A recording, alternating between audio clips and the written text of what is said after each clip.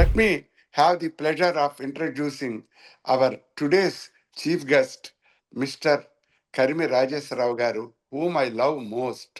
అంటే యాక్చువల్గా నేను సోషల్ స్టడీస్కి మనకి న్యాయం చేసే వ్యక్తి ఎవరు అని వెతుకుతుంటే శ్రీకాకుళంలో పనిచేసినటువంటి మున్సిపల్ స్కూల్లో పనిచేసిన పద్మావతి గారు అనుకుంటా ఆవిడ పేరు. ఆవిడే సార్. ఆవిడ రాజేశ్వరరావు గారిని ఉంటారండి. ఆయన స్టేట్ సోషల్ టీచర్స్ ఫోరంకి అధ్యక్షులు. బాగా ఈ సోషల్ని చదువు చెప్పాలి, నేషనల్ మీన్స్ మెరిట్ స్కాలర్షిప్ అని 8th క్లాస్ వాళ్ళకి నడుపుతారు, NMMS అంటారు.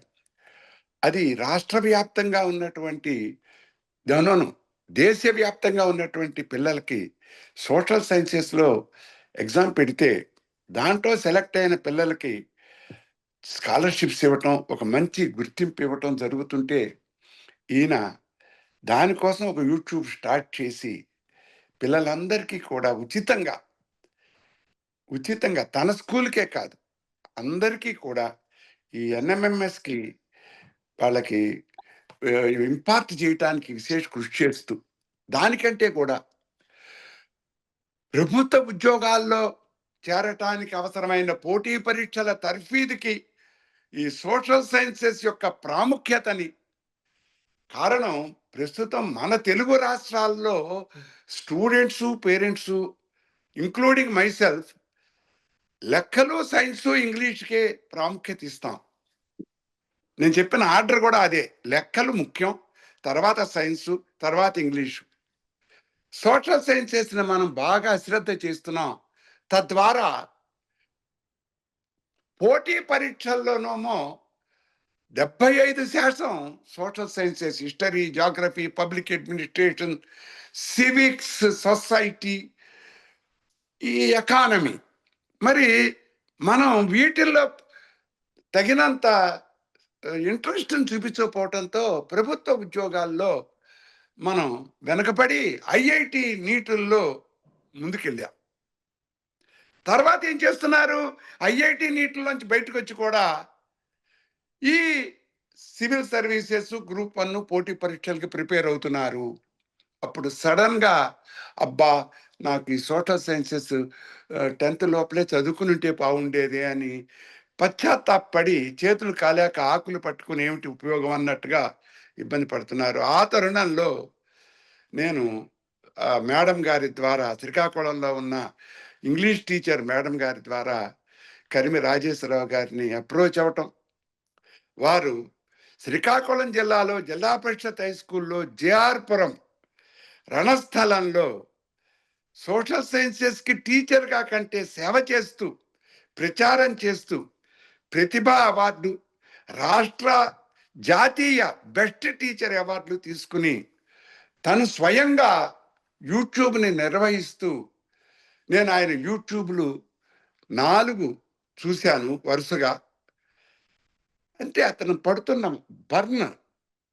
Burn for the welfare of the students through social sciences real I'm touched. అలాంటి కరిమి రాజేశ్వరరావు గారు 1 నిమిషం లేట్ అవ్వటానికి కారణం, ఒక మీటింగ్లో నుంచి, అది ఎప్పుడూ అరేంజ్ చేసుకునే మీటింగ్ కంప్లీట్ చేసుకుని వచ్చి దీంట్లో జాయిన్ అయ్యారు. వారిని హృదయపూర్వకంగా స్వాగతిస్తూ, ఈ కార్యక్రమంలో ప్రత్యక్షంగా పాల్గొన్న వాళ్ళు తక్కువ మంది అయినా ఇది యూట్యూబ్లోకి వెళ్ళి ప్రతి స్కూల్లోనూ కూడా పిల్లలకి చూపించే అవకాశాన్ని ఈ మిషన్ ఆలివ్ 10th క్లాస్ కలగజేస్తుంది. కాబట్టి వారిని సాదరంగా ఆహ్వానిస్తూ ఈరోజు వారి యొక్క ఇంటరాక్షన్ని మనతో పంచుకోమని రిక్వెస్ట్ చేస్తూ, ఓవర్ టు రాజేశ్వరరావు గారు, కరిమి.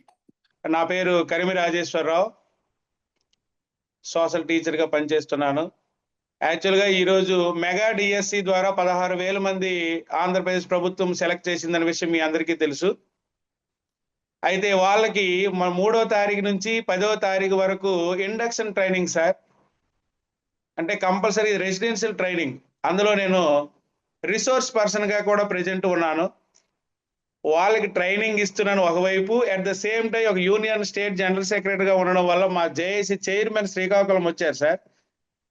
ఆయన కలిసి వెంటనే నేను ఆయనకి రిక్వెస్ట్ చేశాను, సార్ నా పిల్లలు మనకి ఇంపార్టెంట్, ఒక స్వచ్ఛంద సంస్థ ఒక ఒక పెద్ద అతను పిలిచారు సార్ నెల రోజుల క్రితమే, నేను వెళ్ళిపోతాను సార్ అని చెప్తే ఆయన చాలా హ్యాపీ ఫీల్ అయ్యారు. నీ సర్వీస్ మోటివ్కి హ్యాట్స్ ఆఫ్ రాజేశ్వరరావు, మన సమస్యలు ఇప్పుడు ఉంటే మీరు యూ కెన్ గో అని చెప్పేసి అదే డైలాగ్ వాడారు. స్పీడ్గా వచ్చాను సార్. అయితే ఒకటి, అసలు మీలాంటి వాళ్ళతో కలిసి పని చేయడమే నేను తీసుకున్నటువంటి 10 అవార్డుల కంటే ఇది గొప్పది. ఒకటి, నా పిల్లల మనసు గెలుచుకోవడానికి ఫస్ట్ ప్రయారిటీ ఇస్తాను, నా స్టూడెంట్స్ మనసు గెలుచుకోవడానికి. రెండోది, మీలాంటి పెద్దల యొక్క ఆశీస్సులు కూడా నేను ఆశిస్తాను. ఎందుకంటే మనం పడుతున్నటువంటి కష్టం ఒక సీనియర్ ఉపాధ్యాయుడిగా, లెక్చరర్గా, ప్రొఫెసర్గా మీకే బాగా తెలుస్తుంది ఆ ఆవేదన ఏంటో. కొంతమందికి తెలియదు సార్ యాక్చువల్గా. అయితే ఇక్కడ నేను ఈ సందర్భంగా మరి సమయాన్ని వృధా చేసుకోకుండా ఈరోజు 10th క్లాస్ పిల్లలకి ఒకే ఒకటి గైడెన్స్ ఇవ్వాలనుకుంటున్నాను. First of all 10th class social studies వచ్చేటప్పటికి 22 పాఠాలు అంటే 22 లెసన్స్ ప్రెజెంట్ ఉన్నాయి. అందులో జాగ్రఫీ, హిస్టరీ, ఎకానమీ, పాలిటీ 4 గ్రూపులుగా 4 పుస్తకాలుగా డివైడ్ చేయడం జరిగింది. అందువల్ల పిల్లలు చాలా ఇబ్బంది పడుతున్నారు, ట్రబుల్గా ఫీల్ అవుతారు, టెర్మినాలజీ అర్థం కావట్లేదు కొంతమందికి. లెసన్స్ కూడా టూ లాంగ్, ఒక్కొక్క లెసన్ 50 పేజెస్ కూడా ఉండడం వల్ల చాలా ఇబ్బంది పడుతారు. అందులో భాగంగానే మన AP social studies teacher forum అనేది మాకు ఒకటి ఉంది. దానికి పీపీటీ ద్వారా కూడాను మేము పిల్లలకి ఈజీగా అర్థం అవ్వడానికి పీపీటీలు తయారు చేయడం జరిగింది. అందులో భాగంగా 10th క్లాస్కి చాలా ఈజీగా ఎలా డీల్ చేయాలనే కాన్సెప్ట్స్ మా స్టేట్ వైడ్గా 20 మెంబర్స్ ఉన్నాం సార్. అంటే 10th క్లాస్లో 100 ఎలా గెయిన్ చేయాలా. ఈవెన్ మీరు అన్నట్టు నా ఒక్క స్కూల్కే పరిమితి కాదు, నా స్కూల్లో 180 మంది పిల్లలు 10th క్లాస్ చదువుతున్నారు. కానీ నా ఒక్కడి స్కూల్కే మన సబ్జెక్ట్ పరిమితం కాకూడదని నాలాంటి ఒక 20 మెంబర్స్ కష్టం సార్. ఈరోజు ఏపీ సోషల్ స్టడీస్ ఫోరం తరఫున మేము ఒక సర్వీస్ చేస్తున్నాం. ఆ సర్వీస్లో భాగంగా first of all 10th class పిల్లలకి చెప్పే అంశం ఒకటి, అదేంటంటే 10th క్లాస్ సిలబస్ చూసి, బుక్స్ చూసి భయపడకండి. ఎందుకంటే ఏప్రిల్లో ఎగ్జామ్ ఉంటుంది. సారే కాదు, సార్ వెనక నేనున్నాను. అందులో 6 నెలల పాటు ఈ వీడియో చూస్తున్న ప్రతి 10th క్లాస్ విద్యార్థి కానీ పేరెంట్ కానీ నా నెంబర్ నోట్ చేసుకోండి. 9390899377 9390899377 ఈ నెంబర్కి మీరు ఎప్పుడు కాల్ చేసినా నేను సిద్ధంగా ఉంటాను. సబ్జెక్ట్ పరంగా, టాపిక్ పరంగా, మనకి ఇన్ఫర్మేషన్ స్కిల్స్, మనకి అకాడమిక్ స్టాండర్డ్ బేస్ చేసుకుని ఎక్కడ ప్రాబ్లం వచ్చినా, ఏ చిన్న క్వశ్చన్ డౌట్ వచ్చినా, నాకు తెలియకపోయినా తెలుసుకొని చెప్తాను. మరి ఇంతకు మించి హామీ ఇవ్వడానికి ఏం లేదు సార్. సోషల్ మేడ్ ఈజీ అనే కాన్సెప్ట్ సార్ పెట్టానో దానికి 100% మీకు న్యాయం చేస్తాను. ఈ ఒక్కరోజే మీకు సర్వీస్ చేయాలని నాకు ఆలోచన లేదు. నన్ను ఉపయోగించుకుంటే ప్రతి సండే కూడా నేను సార్ కోసం పనిచేస్తాను. చెప్తాను, ఒక ఇంటర్నేషనల్ అవార్డు నాకు సార్తో కలిసి పనిచేయడం. నా సబ్జెక్ట్ ఏమైనా వీక్ ఉన్నా నేను బలం పెంచుకుంటాను. ఒకవేళ వీక్నెస్ ఉన్నా మరింత కష్టపడి చెప్తానే తప్ప వదిలే ప్రసక్తి అయితే లేదు. అయితే ముందుగా మీ అందరికీ చెప్పే అంశం ఒకటే, 10th క్లాస్ పిల్లలకి చాలా మంది లెసన్స్ ఫాలో అయిపోతున్నారు, టెక్స్ట్ బుక్లు చదువుతున్నారు, గైడ్లు కొనుక్కుంటున్నారు, కానీ రాంగ్ స్టెప్ వేస్తున్నటువంటి అంశం ఏంటంటే బ్లూ ప్రింట్ చదవకపోవడం. బ్లూ ప్రింటే సోషల్ స్టడీస్ కి కీ పాయింట్. ఈ విషయం చాలా మంది పిల్లలకి తెలియట్లేదు పాపము. కానీ బ్లూ ప్రింట్ పూర్తి వివరణ ఇచ్చి ఒక మోడల్ పేపరు ఈరోజు మీకు ఎక్స్ప్లెయిన్ చేస్తాను. తద్వారా మీకు ప్రతిరోజు కూడా మీకు అవుతున్నటువంటి ఏ నెల ఆ నెల సిలబస్లో ఏ లెసన్, ఏ బిట్ డౌట్ ఉన్నా, ఏ క్వశ్చన్ డౌట్ ఉన్నా, ఏ మ్యాప్ పాయింటింగ్ డౌట్ ఉన్నా నాకు కాల్ చేసి అడిగితే నేను ఏ సమయంలో ఉన్నా సరే మీకు చెప్తాను. ఇక్కడ హౌ టు ఈజీ అన్న విషయమే ఇప్పుడు మీ ముందు ఈరోజు ఈ వీడియో ద్వారా మీకు చెప్పాలనుకుంటున్నాను. ముఖ్యంగా ఇందులో జాగ్రఫీ పార్ట్ వచ్చేటప్పటికి, జాగ్రఫీలో 7 యూనిట్లు ఉన్నాయండి. ఆ 7 యూనిట్లు వచ్చేటప్పటికి రిసోర్స్ అండ్ డెవలప్మెంట్ అనేది first unit, forest and wild life resource అనేది 2వ యూనిట్, వాటర్ రిసోర్సెస్ అనేది 3వ యూనిట్, అగ్రికల్చర్ అనేది 4వ unit, minerals and energy resources అనేది 5వ యూనిట్, మ్యానుఫ్యాక్చరింగ్ ఇండస్ట్రీస్ అనేది 6వ unit, life lines of national economy అనేది 7 యూనిట్లు. అంటే జాగ్రఫీలో 7 పాఠ్యాంశాలు మనకి ఉన్నాయి. ఈ 7 పాఠ్యాంశాలు ఎలా చదవాలా అంటే, ముందుగా పబ్లిక్ పరీక్షల్లో ఏ లెసన్ నుంచి ఎన్ని మార్కులు ప్రశ్నలు వస్తాయి అనేదే ఇప్పుడు మనకు అవసరము. దాని ప్రకారమే ప్లాన్ ఆఫ్ యాక్షన్ వేసుకుందాం. ఇందులో ఫస్ట్ యూనిట్ ఏదైతే ఉందో రిసోర్సెస్ డెవలప్మెంట్ లో కేవలము 1 మార్క్ క్వశ్చన్స్ 2 వస్తాయి, గుర్తుపెట్టుకోండి. అలాగే మ్యాప్ లో 1 మార్క్ క్వశ్చన్ వస్తుంది. అంటే ఈ లెసన్ కి 3 మార్కులు కేటాయించడం జరిగింది 1వ యూనిట్ నుంచి. అంటే మనం 1 మార్క్ క్వశ్చన్స్ తప్ప ఏమీ చదవాల్సిన అవసరం లేదు పబ్లిక్ ఎగ్జామ్స్ కి అయితే. ఇది ఫస్ట్. సెకండ్ యూనిట్ లో forest and wild life resources నుంచి 4 మార్క్స్ క్వశ్చన్ 1 వస్తుంది. అంటే 4 మార్కుల ప్రశ్న 1 వస్తుంది. 4 మార్కుల ప్రశ్న తప్ప 1, 2, 8 మార్కుల ప్రశ్న చదవాల్సిన అవసరం ఈ లెసన్ నుంచి అయితే లేదు, యాజ్ పర్ బ్లూ ప్రింట్ ప్రకారము.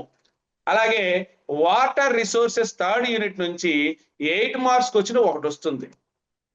అంటే ఈ లెసన్ లో 8 మార్క్స్ క్వశ్చన్స్ తప్ప మిగతా ఏమీ చదవడానికి మనకు లేదు, అవకాశం లేదు, మనకు అవసరము లేదు. నెక్స్ట్ అగ్రికల్చర్ నుంచి ఇంటర్నల్ చాయిస్ కింద 1 8 మార్క్ క్వశ్చన్ వస్తుంది. Next minerals and energy resources నుంచి 4 మార్క్స్ క్వశ్చన్ 1 వస్తుంది. నెక్స్ట్ మ్యానుఫ్యాక్చరింగ్ ఇండస్ట్రీస్ నుంచి 2 మార్క్స్ క్వశ్చన్ 1 వస్తుంది. మ్యాప్ పాయింటింగ్ లో ఇంటర్నల్ చాయిస్ కింద 1 వస్తుంది. అంటే సుమారుగా 4 మార్కులు ఈ లెసన్ నుంచి కేటాయించడం జరిగింది పబ్లిక్ ఎగ్జామ్కి వచ్చేటప్పటికి. అలాగే life lines of national economy 7వ యూనిట్ నుంచి 2 మార్క్స్ క్వశ్చన్ 1, మ్యాప్ పాయింటింగ్ లో 2, అంటే సుమారుగా 2 + 2 4 మార్క్స్ కేటాయించడం జరిగింది.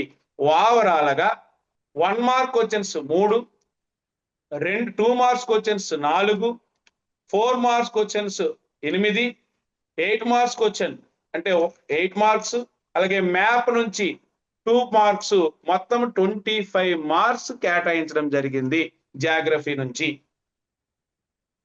ఇది చాలా సింపుల్ గా, ఇది కానీ మనకు అవగాహన వస్తే ఏమి చదవాలి ఏం చదవకూడదు. చాలా మంది పొరపాటు చేసేది ఏంటంటే ఫస్ట్ యూనిట్ నుంచే 8 మార్క్స్ క్వశ్చన్ చదువుతారు, 4 మార్క్స్ క్వశ్చన్ చదువుతారు. అవి అవసరం లేదు, రావు పబ్లిక్ లో. కేవలము ఫస్ట్ యూనిట్ నుంచి 1 మార్క్ క్వశ్చన్స్ మాత్రమే 2 వస్తాయి. సో ఆ దాని ప్రకారం మాత్రం 1 మార్క్ క్వశ్చన్స్ ఏవి చదవాలో కూడా నేను చెప్తా, ఏ లెసన్ నుంచి ఏ వస్తాయో కూడా నేను చెప్తా క్వశ్చన్స్ తో సహా. అంటే 1 మార్క్ క్వశ్చన్స్ 1వ యూనిట్ లో 10 ఉంటాయి అనుకోండి, ఆ 10 చదువుకుంటే చాలు. 8 మార్క్స్ క్వశ్చన్ టచ్ అయ్యక్కర్లేదు, 4 మార్క్స్ క్వశ్చన్ టచ్ అయ్యక్కర్లేదు. ఓకేనా. Next as per blueprint హిస్టరీకి వచ్చేటప్పటికి first unit the rise of nationalism in Europe. దీంట్లో 1 మార్క్ క్వశ్చన్ 1 వస్తుంది, 4 మార్క్ క్వశ్చన్ 1 వస్తుంది. అంటే ఓవరాల్ గా 2 ప్రశ్నలు వస్తాయి. ఇవి 5 మార్కులు కేటాయించడం ఫస్ట్ యూనిట్. ఇది కష్టమైనటువంటి టాపిక్, కానీ మార్క్స్ వచ్చేటప్పుడు ఈజీగా గెయిన్ చేయడానికి, ఈజీగా చదువుకోవడానికి, ఈజీగా అండర్స్టాండింగ్ చేసుకోవడానికి ఎలా క్వశ్చన్స్ వస్తాయో ఫ్రేమ్ చేసి మీకు ఆన్సర్ చెప్పడం జరుగుతుంది. నెక్స్ట్ సెకండ్ యూనిట్ ఇందులో వచ్చేటప్పటికి హిస్టరీలో నేషనలిజం ఇన్ ఇండియా, అంటే ఇండియన్ హిస్టరీ, స్వాతంత్రోద్యమం అన్నమాట. ఫ్రీడమ్ మూవ్మెంట్ కోసం మనం నేర్చుకోవాల్సినటువంటి టాపిక్. ఇందులో 8 మార్క్స్ క్వశ్చన్ 1 వస్తుంది. చాలా ఈజీ, 3 ప్రశ్నలు చదువుకుంటే చాలు, 8 మార్కులు మీ పాకెట్ లో ఉన్నట్టే, బ్యాంక్ లో దాచుకున్నట్టే. 1 మార్క్ క్వశ్చన్ చదవక్కర్లేదు, 4 చదవక్కర్లేదు, 2 మార్క్స్ క్వశ్చన్ చదవక్కర్లేదు. కేవలం 8 మార్క్స్ క్వశ్చన్స్ ఉంటాయి. దాన్ని బేస్ చేసుకొని మీకు మెటీరియల్ కూడా ఇవ్వడం జరుగుతుంది. నెక్స్ట్ థర్డ్ యూనిట్ వచ్చేటప్పటికి the making of a global world. ఇది చాలా పెద్ద లెసన్. ఇండియన్ హిస్టరీతో పాటు వరల్డ్ హిస్టరీ కూడా ఉంటుంది. అర్థం కానటువంటి లాంగ్వేజ్, టెర్మినాలజీ ఉంటుంది. అలాగని మీరు భయపడకండి. ఏ లైన్, ఏ వర్డ్ డౌట్ వచ్చినా సరే నన్ను కాల్ చేసి అడిగితే నేను ఎక్స్ప్లెయిన్ చేస్తాను కంప్లీట్ గా. So don't worry. ఈ యూనిట్ నుంచి 1 మార్క్ క్వశ్చన్స్ 2 వస్తాయి, 2 మార్క్స్ క్వశ్చన్ 1 వస్తుంది. అలాగే 4th యూనిట్ వచ్చేటప్పటికి ద ఏజ్ ఆఫ్ ఇండస్ట్రియలైజేషన్. ఇందులో 4 మార్క్ క్వశ్చన్ ఒకటి వస్తుంది. అంటే ఈ లెసన్ 4 మార్కులు కేటాయించడం జరిగింది. అలాగే 5th యూనిట్ వచ్చేటప్పటికి print culture and the modern world, దీనికి 2 మార్క్స్ క్వశ్చన్స్ నుంచి ఒకటే, 8 మార్క్స్ క్వశ్చన్ ఒకటి వచ్చే అవకాశం ఉంది. అంటే మనకి ఈ లెసన్ నుంచి 2 మార్కులైనా రావచ్చు, 8 మార్కులైనా రావచ్చు. కాకపోతే ఈ లెసన్ నుంచి కొన్ని టాపిక్లు తీసేశారు. ఏ టాపిక్లు తీసేశారు అనే విషయం కూడా మీకు ఇవ్వడం జరుగుతుంది. అంటే అన్ని మీకు చాలా వరకు కొంతమంది ఎస్పెషల్లీ ప్రైవేట్ స్కూల్లో చదువుతున్న పిల్లలకి సిలబస్ కూడా కొంతమంది తెలియదు. అంటే కొన్ని టాపిక్స్ తీసినా కానీ అవి కొంతమందికి అర్థం కావట్లేదు. ఏ టాపిక్లు తీసారో కూడా నేను చెప్పడం జరుగుతుంది ఆ లెసన్ వచ్చేటప్పటికి. అలాగే నెక్స్ట్ డెమోక్రాటిక్ పాలిటిక్స్ వచ్చేటప్పటికి, డెమోక్రాటిక్ పాలిటిక్స్ లో పవర్ షేరింగ్ ఫస్ట్ యూనిట్, చాలా ఇంపార్టెంట్ యూనిట్ ఇది. 8 మార్క్స్ క్వశ్చన్ వస్తుంది, చాలా ఈజీ కూడా. Vertical power sharing, horizontal power sharing అవి ఎక్స్ప్లెయిన్ చేయగలిగితే అది చదువుకుంటే అర్థమైపోయి టెక్స్ట్ బుక్ బేస్ చేసుకొని. నెక్స్ట్ ఫెడరలిజం సెకండ్ యూనిట్ లో వచ్చేటప్పటికి 1 మార్క్ క్వశ్చన్స్ 2 వస్తాయి, 2 మార్క్స్ క్వశ్చన్ ఒకటి వస్తుంది, మొత్తం 4 మార్క్స్ వస్తాయి ఈ యూనిట్ నుంచి. Next gender, religion and caste అన్న టాపిక్ నుంచి 2 మార్క్స్ క్వశ్చన్ ఒకటి వస్తుంది, 4 మార్క్స్ క్వశ్చన్ ఒకటి వస్తుంది, 6 మార్కులు 6 మార్క్స్ కేటాయించారు ఈ లెసన్ నుంచి. అలాగే పొలిటికల్ పార్టీస్ నుంచి 1 మార్క్ క్వశ్చన్ ఒకటి వస్తుంది, 8 మార్క్ క్వశ్చన్ ఇంటర్నల్ చాయిస్ కింద ఒక క్వశ్చన్ వస్తుంది. నెక్స్ట్ అవుట్కమ్స్ ఆఫ్ డెమోక్రసీ నుంచి 4 మార్క్స్ క్వశ్చన్ ఒకటి వస్తుంది, మ్యాప్ పాయింట్ నుంచి ఒక క్వశ్చన్ వస్తుంది. నెక్స్ట్ ఎకానమీ నుంచి, ఇందులో 5 యూనిట్లు ఉన్నాయి. డెవలప్మెంట్ అనే టాపిక్ నుంచి 1 మార్క్ క్వశ్చన్స్ ఒకటి, 4 మార్క్స్ క్వశ్చన్స్ ఒకటి, మొత్తం 5 మార్క్స్ కేటాయించడం జరిగింది ఈ లెసన్ కి. Next sectors of the Indian economy నుంచి 8 మార్క్స్ క్వశ్చన్ ఒకటి వస్తుంది, 8 మార్క్స్ కేటాయించారు. అలాగే మనీ అండ్ క్రెడిట్ అనే టాపిక్ నుంచి ఇంటర్నల్ చాయిస్ కింద 8 మార్క్స్ ఇవ్వడం జరిగింది. Globalization and the Indian economy నుంచి 1 మార్క్ క్వశ్చన్స్ 2, 2 మార్క్స్ క్వశ్చన్స్ ఒకటి, మొత్తం 4 మార్క్స్ ఇవ్వడం జరిగింది. నెక్స్ట్ కన్జ్యూమర్ రైట్స్, ఇందులో వచ్చేటప్పటికి మనకి 2 మార్క్స్ ఒకటి, 4 మార్క్స్ ఒకటి వస్తుంది, 6 మార్క్స్ కేటాయించారు. ఇక్కడ ఈ మొత్తం 22 టాపిక్ల్లో మనం ఫస్ట్ ఫాలో అయ్యేది కష్టమైనటువంటి టాపిక్లు ఏవి, 8 మార్క్స్ పబ్లిక్ లో వచ్చే లెసన్స్ ఏవి, 4 మార్క్స్ వచ్చే లెసన్స్ ఏవో ముందు రౌండ్ చేసుకోవాలి. ముందు ఎకానమీ, జాగ్రఫీ, పాలిటీ ఇవి ఈజీగా అర్థమైపోతాయి కూడాను. కానీ హిస్టరీ వచ్చేటప్పటికి కొద్ది లెంతీగా ఉంటాయి కాబట్టి కొద్ది ఇబ్బందిగా ఉంటాయి. ఆ టెర్మినాలజీ, ఆ సెంటెన్సెస్, ఆ హిస్టరీ కూడాను చాలా డెప్త్ గా ఉంటది. కన్ఫ్యూజ్ అవుతారు, ఇబ్బంది పడతారు పిల్లలు, టెన్షన్ పడతారు.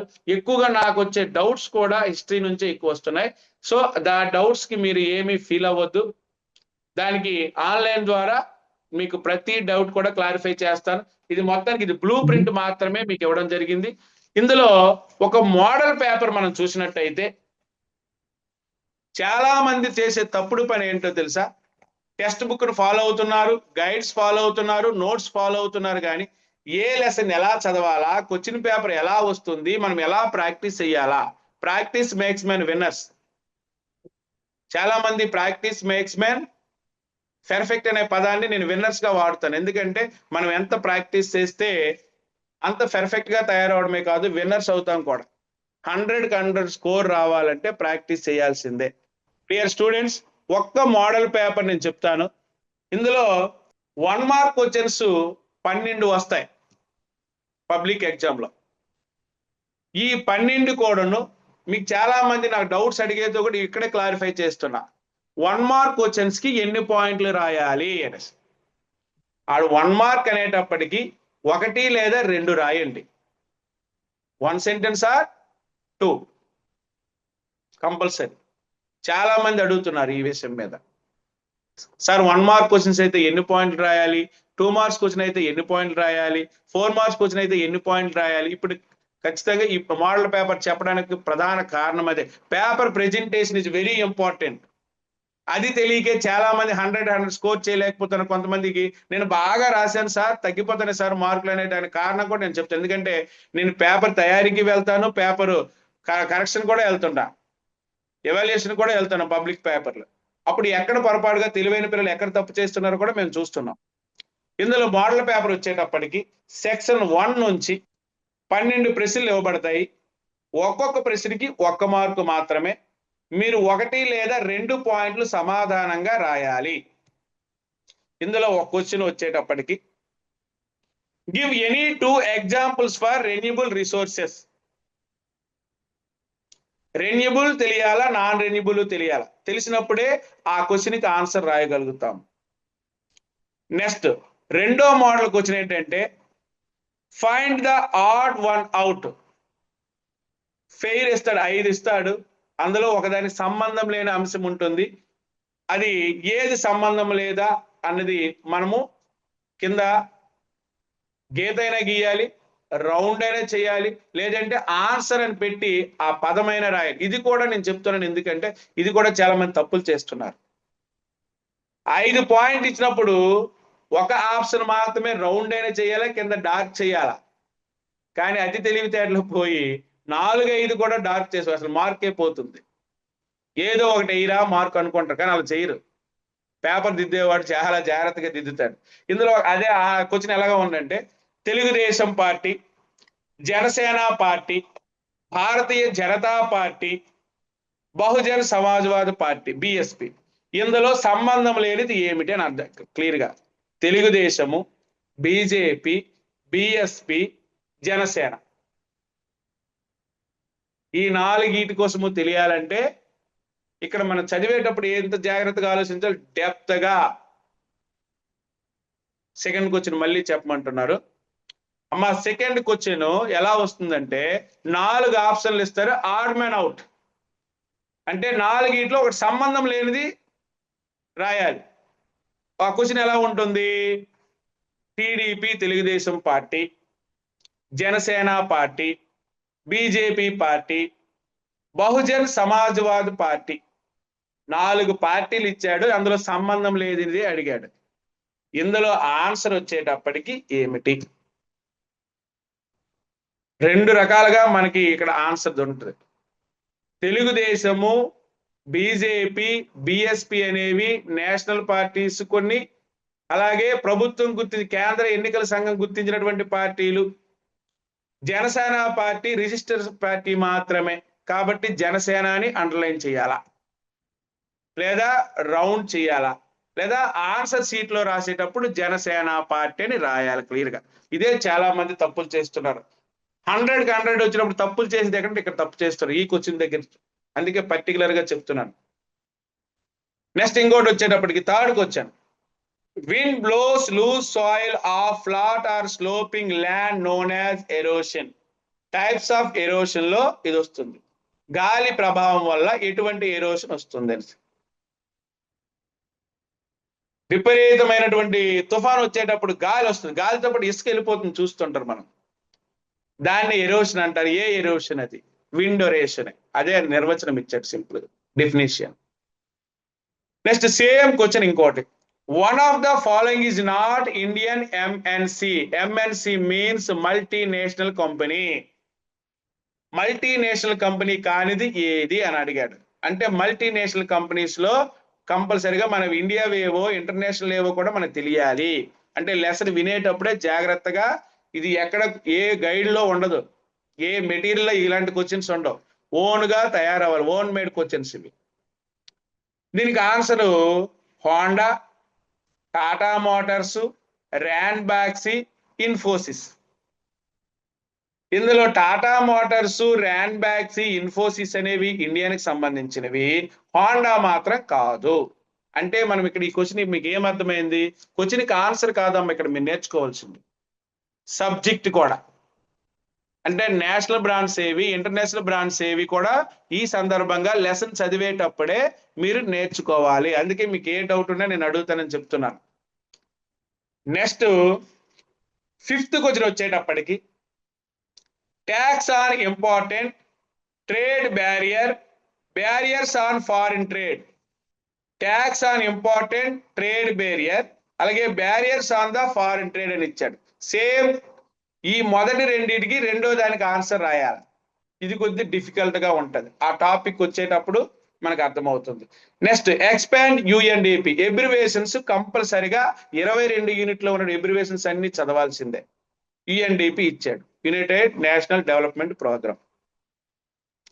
అలాగే 7th క్వశ్చన్ వచ్చేటప్పటికి the dash plays important role in overseeing implementation of constitutional provisions and procedures.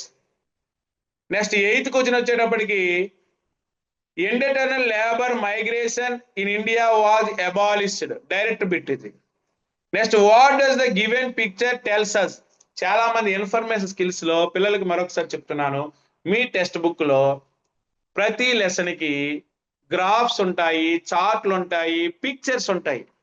చాలా మంది టీచర్స్ కూడా విడిచిపెట్టేస్తారు, లెసన్ మాత్రమే చెప్పే లెక్చర్ మెథడ్ లో చెప్తే టీచర్ గా అది మనం ఫెయిల్ అయినట్టే లెక్క. స్టూడెంట్ గా మీరు కేవలం క్వశ్చన్ ఆన్సర్ చదువుకుంటూ పోతే మీకు స్కోర్ రాదు. మనకి అకాడమిక్ స్టాండర్డ్స్ 6 ఉన్నాయి, అవి ఖచ్చితంగా ఫాలో అవుతూ చదవాల్సిందే. అందులో ఆ పిక్చర్స్ ఇస్తాడంటే దాని అర్థం ఏంటంటే ఇన్ఫర్మేషన్ స్కిల్ అని అర్థము. అంటే ఒక ఫిగర్ ఇచ్చి దాని ఏంటి, అది ఎక్కడ ఉంది, దాని పేరు ఏమిటి, అవన్నీ కూడా మనం తెలుసుకోవాలి. ఇక్కడ పిక్చర్ ఇచ్చున్నాడు, ఆ పిక్చర్ దేనికి సంబంధించిందో ఆన్సర్ రాయాలన్నమాట. అది ఇన్ఫర్మేషన్ స్కిల్స్ లో భాగంగా. అది 2 మార్క్స్ కైనా వస్తుంది, 1 మార్క్ క్వశ్చన్స్ అయినా వస్తుంది, 4 మార్క్స్ కైనా కంపల్సరీ వస్తుంది. నెక్స్ట్ 10th క్వశ్చన్ వచ్చేటప్పటికి name the secret society found by the Joseph Mazzini, father of the Italy. Father of the Indian అనేటప్పటికి మనకు తెలుసు మహాత్మా గాంధీ అని. ఫాదర్ ఆఫ్ ది పాకిస్తాన్ అంటే మహమ్మద్ అలీ జిన్నా అని మనకు తెలుసు. మరి ఇటలీకి ఎవరు? జోసెఫ్ మాజనీ. ఆయన ఏ సంస్థ, సీక్రెట్ సంస్థకు సంబంధించిన వాడు, ఏ సంస్థను స్థాపించారు అన్నది question. Next these clues belong to which economic crisis? 1929-30 fall in prices, decline in production. అంటే కంప్లీట్ గా ఆర్థిక మాంద్యం కోసము మనం చదవాలి, అవగాహన చేసుకోవాలి. 29లో వచ్చింది, దానికి రీజన్స్ ఏంటి, దాని ఎఫెక్ట్ ఏంటో కూడా మనం తెలుసుకుంటేనే ఈ క్వశ్చన్కి ఆన్సర్ రాస్తాం. ఇది ఎవరు ఊహించరమ్మా ఇంత కష్టంగా ఉంటుందని. అందుకే లెసన్ మీద కమాండింగ్ రావాలి. Next name eastern most city from the given list అన్నాడు. ఇది ఒకసారి జాగ్రత్తగా వినండి. పాట్నా, మధుర, జైసల్మీర్, ఇంపాల్. ఇందులో ఈస్టర్న్ మోస్ట్, ఈస్టర్న్ అంటే ఈస్ట్ లో ఉన్నటువంటి చివరి పాయింట్ ఏమిటి? పాట్నా, మధుర, జైసల్మీర్, ఇంపాల్. పాట్నా అంటే క్యాపిటల్ ఆఫ్ బీహార్. మధుర అనేది గుజరాత్ లో ఉంది. నెక్స్ట్ ఉత్తరప్రదేశ్ లో కూడా ఉంది మధుర. అతి పెద్ద ఆయిల్ రిఫైనరీ కర్మాగారం ఉంది మధుర, ఉత్తరప్రదేశ్. జైసల్మీర్ అనేది రాజస్థాన్ లో ఉందన్న విషయం మన అందరికీ తెలిసిందే. జైసల్మీర్ కోటలు అనేటప్పటికీ మనకు ఫేమస్ కాబట్టి. Imphal capital of Manipur. So east లో ఉన్నటువంటి ఫస్ట్ స్టార్టింగ్ సిటీ ఏదంటే ఇందులో ఇంపాల్.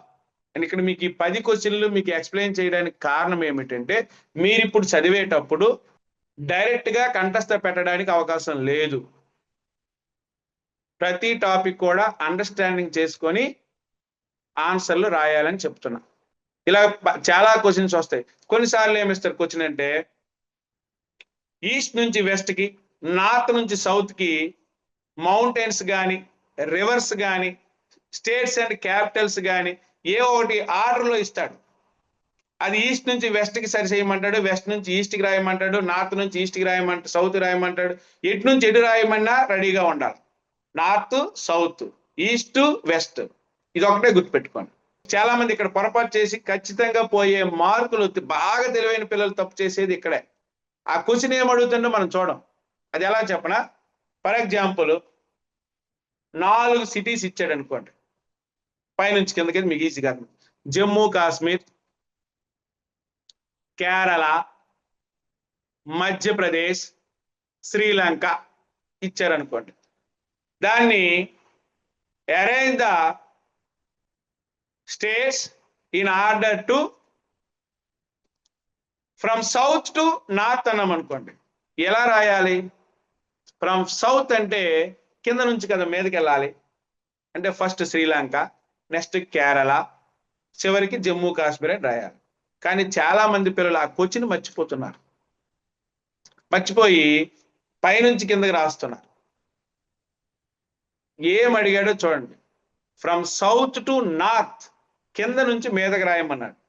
ఆ క్వశ్చన్ చాలా మంది చదవట్ల, ఎక్కువ తప్పులు చేసేది పేపర్ మేము కరెక్షన్ చేసేటప్పుడు. కానీ నాకు వచ్చే డౌట్స్ కూడా ఇవే ఎక్కువ. నెక్స్ట్ 2 మార్క్స్ వచ్చేటప్పుడు సెక్షన్ 2లో 13th క్వశ్చన్ తో స్టార్ట్ అవుతుంది. క్వశ్చన్ వైజ్ వెళ్దాం, ఇది కొద్దిగా డెప్త్ గా ఉంటాయి. What are the basic industries, give an example. What are the basic industries, basic industries అంటే ఏమిటి? 2 మార్క్, 1 మార్క్ ఇస్తారు. అలాగే గివ్ ఎన్ ఎగ్జాంపుల్, 1 మార్క్. చాలా మంది పిల్లలు ఏం చేస్తారంటే ఓన్లీ ఇండస్ట్రీస్ కోసమే రాస్తారు, ఎగ్జాంపుల్ రాయరు. అదే ఎగ్జాంపుల్ రాస్తారు, డెఫినేషన్ రాయరు. 2 రాస్తేనే 2 మార్క్స్. ఈరోజు నేను చెప్పే ప్రతి టాపిక్ కూడా ఓన్లీ మోడల్ పేపర్ బేస్ చేసుకుని, బ్లూ ప్రింట్ బేస్ చేసుకుని మాత్రమే మాట్లాడతాను. తర్వాత ఏ క్వశ్చన్ ఎలా, ఏ డౌట్ వచ్చినా సరే నేను ఎక్స్ప్లెయిన్ చేస్తాను. ఆ తర్వాత నెక్స్ట్ 14th క్వశ్చన్ వచ్చేటప్పటికి, explain how print culture assisted the growth of nationalism in India. ఇది అండర్స్టాండింగ్ సంబంధించినటువంటి ప్రశ్న. అంటే కంప్లీట్ గా నేర్చుకోవాల్సిందే ఈ లెసన్. కంఠస్థ పెట్టడారా, అర్థం చేసుకుంటారా తర్వాత విషయం. 15th క్వశ్చన్ వచ్చేటప్పటికి, mention any 2 different aspects of life in which women are discriminated or disadvantaged in India. ఇది ఒక question. Next flexibility in labour laws help companies, comment. ఇది చూడండి జాగ్రత్తగా. మనకి అకాడమిక్ స్టాండర్డ్స్ లో 6 ఉన్నాయని చెప్పాను. అందులో సెకండ్ అకాడమిక్ స్టాండర్డ్స్ ఏంటంటే, ఒక వాక్యం ఇస్తాడు, దాన్ని చదివి అర్థం చేసుకొని దాన్ని కామెంట్ చేయమంటాడు. ఇది 8 మార్క్స్ వస్తుంది, లేదా 4 కైనా వస్తుంది, 2 కైనా వస్తుంది. దానికి తగినటువంటిగా మనం ఆన్సర్ రెడీ చేసుకోవాలి. కాకపోతే మనకి చాలా మంది ఏం చేస్తారంటే, లెసన్ చదివేటప్పుడే ఎవరైతే పాపులర్ పర్సన్స్ ఉంటారో వాళ్ళు చెప్పిన డైలాగ్స్, వాళ్ళు చెప్పినటువంటి స్పీచ్, అలాగే ఏదైనా ఒక ప్రాజెక్టు, ఏదైనా ఒక స్కీము, అలాంటి సందర్భాల్లో మాత్రమే ఇటువంటి ప్రశ్నలు వస్తాయి. 22 యూనిట్లో అన్ని యూనిట్లకి ఇవి రావు.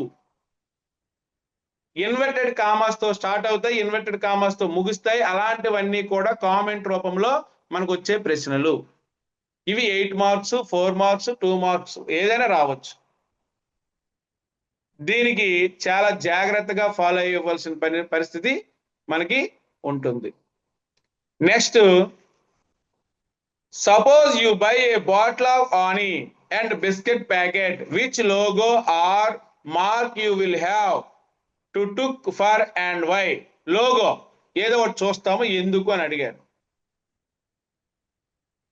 మనకి కన్జ్యూమర్ రైట్స్ లో ఈ క్వశ్చన్, యాక్చువల్గా ఇది సోషల్ కి సంబంధించి మార్క్స్ పక్కన పెడితే మన లైఫ్ కి ఇది అత్యవసరమైనటువంటి ప్రశ్న.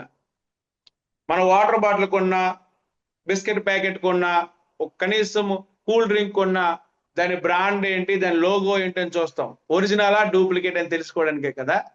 అదే ఆ క్వశ్చన్. ఓకేనా? Next, what is the significance of the border roads? Border roads ఏవైతే సరిహద్దులు ఉంటాయో ఆ రోడ్స్ కి సిగ్నిఫికెన్స్ ఏంటి అనేది ఇది జాగ్రఫీలో 7th లెసన్ లో వస్తుంది. ఇది అండర్స్టాండింగ్ సంబంధించినటువంటి క్వశ్చన్. అలాగే ఒక పారాగ్రాఫ్ ఉంది, ఎస్ఆర్సికి సంబంధించి ఇచ్చాడు. ఒక పారా ఇంత ఇచ్చున్నాడు. ఏదైనా కానీ, ఏ లెసన్ కానీ మీకు పబ్లిక్ లో వచ్చేటప్పుడు ఆ లెసన్ లోనే లెసన్ కి సంబంధించి 2 ప్రశ్నలు ఇవ్వబడతాయి.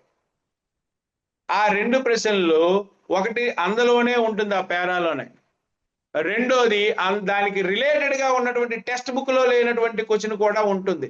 అంటే ఒక టాపిక్ చదివేటప్పుడు కాంటెంపరీగా ఇప్పుడున్నటువంటి మార్పులు చేర్పులు ఉన్నట్టయితే దానికి ఎక్స్ట్రా వర్క్ అనేది, సో ఎక్స్ట్రా నాలెడ్జ్ అనేది తెలుసుకుంటేనే అలాంటి క్వశ్చన్కి ఆన్సర్ రాస్తారు.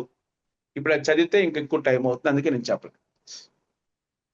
అలాగే observe the given map and answer the questions. ఒక మ్యాప్ ఇచ్చాడు, అందులో 2 క్వశ్చన్లు ఇచ్చాడు. అదంటే ఒకసారి చూడండి. Identify 2 places on the east coast of India, write names of any 2 seas అని ఇచ్చాడు. అంటే ఇక్కడ ఇది మీకు చెప్పడానికి కాదు, మీ దగ్గర కంపల్సరీ అట్లాస్ ఉండాలి. అట్లాస్ లో వరల్డ్ మ్యాప్ ప్రతి లెసన్ కూడా టచ్ అవుతుంది. మీ దగ్గర అట్లాస్ లేకపోతే మ్యాప్ పాయింట్ చెప్పినా మీకు అర్థం కాదు. మీ దగ్గర కంపల్సరిగా అట్లాస్ ఉండాల్సిందే. అట్లాస్ ఉంటేనే ఆ మ్యాప్ పాయింట్ ని చెప్పడానికి అవకాశం ఉంది. ఎస్పెషల్లీ మీ హిస్టరీలో కానీ జాగ్రఫీలో కానీ ఎక్కువగా ఈ వరల్డ్ మ్యాప్ సంబంధించినటువంటి మ్యాప్ పాయింటింగ్ అవసరము. అందులో ఇన్ఫర్మేషన్ స్కిల్స్ లో వస్తుంటాయి, అందులోనే మ్యాపింగ్ స్కిల్స్ లో వస్తాయి. మ్యాపింగ్ స్కిల్స్ 3 రకాలు ఉంటాయి. Map reading, map writing, map pointing. మనకి మ్యాప్ పాయింటింగ్ ఇస్తాడు, మ్యాప్ రీడింగ్ ఇస్తాడు, మ్యాప్ డ్రాయింగ్ అనేది చిన్నపిల్లలకి ఇస్తాడు. యాక్చువల్గా అవుట్లైన్ మ్యాప్ గీయమని.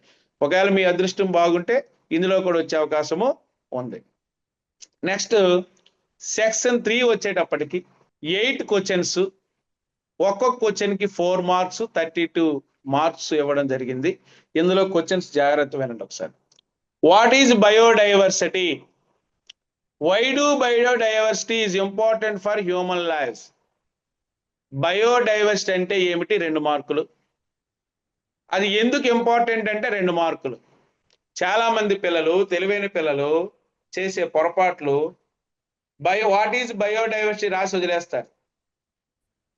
ఎందుకు గొప్పదో రాయరు, లేదా ఎందుకు గొప్పదో రాస్తారు, అసలు డెఫినేషనే మర్చిపోతుంటారు. Next, how did the East India Company procure regular supplies of cotton and silk textiles from the Indian weavers? ఇది డైరెక్ట్ క్వశ్చన్ అండి. ఇది అండర్స్టాండింగ్ బేస్ చేసుకున్నటువంటి ప్రశ్న ఇది. Next question, what are the conditions under the which democracies accommodated social diversities? ఇది కూడా direct question, మనం నేర్చి రాయాల్సినటువంటి ప్రశ్న ఇది. The issue of the sustainable is important for development support. అంటే ఒక కొటేషన్ ఇచ్చాడు, దానికి సపోర్ట్ గా అంటే మద్దతుగా కొన్ని పాయింట్లు రాయాలి. మీకు ఇక్కడ డౌట్ రావాలి. యాక్చువల్గా ఏంటి డౌట్? ఇందాక 1 మార్క్ క్వశ్చన్కి వచ్చేటప్పటికి 1 లేదా 2 వాక్యాలు రాయమని చెప్పాను, 1 or 2 సెంటెన్సెస్ అని చెప్పాను. 2 మార్క్స్కి వచ్చేటప్పటికి ఎన్ని పాయింట్లు రాయాలని మీరు అడిగితే 2 కంటే 1 పాయింట్ ఎక్స్ట్రా రాయండి, అంటే 2 or 3. ఇంకా ఎక్కువ రాయగలిగితే పర్లేదు, కానీ టైం మేనేజ్మెంట్ చాలా ఇంపార్టెంట్. మనం మీకు సరిపోకపోవచ్చు. 4 మార్క్స్ వచ్చేటప్పటికి 6 పాయింట్ తగ్గకుండా రాయండి. 8 మార్క్స్ వచ్చేటప్పటికి 10 రాసినా పర్లేదు, ఇంక ఎక్కువ వచ్చినా పర్లేదు, కానీ కొన్ని క్వశ్చన్స్కి 8 పాయింట్స్ రావు. అప్పుడు ఏం రాస్తామంటే గన్ షాట్ అంటే బుల్లెట్ లాంటి పాయింట్లు ఆన్సర్లుగా రాయాలి. అంటే ఏదైతే ఇంపార్టెంటో అవి మాత్రమే రాయాలి. ఇప్పుడు నెక్స్ట్ క్వశ్చన్ వచ్చేటప్పటికి, mention your efforts to arise consistence among the customers. ఇది కూడా కన్జ్యూమర్ రైట్స్ లో భాగంగా క్వశ్చన్ వచ్చింది. Next, observe the given bar graph and the answer the questions. Bar graph ఇచ్చాడంటే మీకు ముందే చెప్పినది ఇన్ఫర్మేషన్ స్కిల్స్ లో భాగము. ప్రతి ఇన్ఫర్మేషన్ స్కిల్ కూడా, ఈవెన్ పిక్చర్స్ కానీ, గ్రాఫ్లు కానీ, ఏమున్నా చార్ట్లు కానీ ఏమున్నా సరే, ఫ్లో చార్ట్స్ ఏమున్నా సరే చదవాలి. చదివి దానికి అనలైజ్ చేసుకొని ముందే రెడీ చేసుకోండి ఆన్సర్. నెక్స్ట్ 28th క్వశ్చన్ వచ్చేటప్పటికి, observe the map and answer the questions ఇచ్చాడు. ఇందులో మ్యాప్ పాయింటింగ్ మళ్ళీ ఇచ్చాడు. ఇన్ఫర్మేషన్ స్కిల్స్ లో భాగంగానే వస్తాడు, అదే మ్యాప్ రీడింగ్ లో భాగం కూడా ఇవ్వడం జరిగింది. నెక్స్ట్ వచ్చేటప్పటికి సెక్షన్ 4 5 క్వశ్చన్స్ ఉంటాయి. వీటికి కేటాయించింది 8 మార్క్స్. చాలా ఈజీగా ఉంటాయి, ఇందులోనే చాలా డిఫికల్ట్ గా కూడా ఉంటాయి. అది ఎలా చెప్తాను చూడండి ఒకసారి. ఎందుకంటే ప్రతి క్వశ్చన్ కి ఇంటర్నల్ చాయిస్ ఉంది, ఈ ఒక్కదానికే, అది మీకు ప్లస్. అలాగే అకాడమిక్ స్టాండర్డ్ బేస్ చేసుకుని ఇస్తాడు కాబట్టి ఇది రెండో ప్లస్. అన్ని విషయ అవగాహన మీద ఇచ్చాడు అనుకోండి, అన్ని కంఠస్థ పెట్టాలి. కంఠస్థ పెట్టడం అనేది సోషల్ స్టడీస్ కి కరెక్ట్ కాదు, మీరు చేయలేరు కూడా. పోనీ ఒకసారి చూద్దాం. ఇవి ఒకటో question, 29th question. Describe how modern adaptation of traditional rainwater harvesting methods are being carried out to conserve and store water. Describe అంటే చర్చించండి, అంటే మీ ఆలోచనలన్నీ కూడా పాయింట్ల రూపంలో రాసి పెట్టాలి.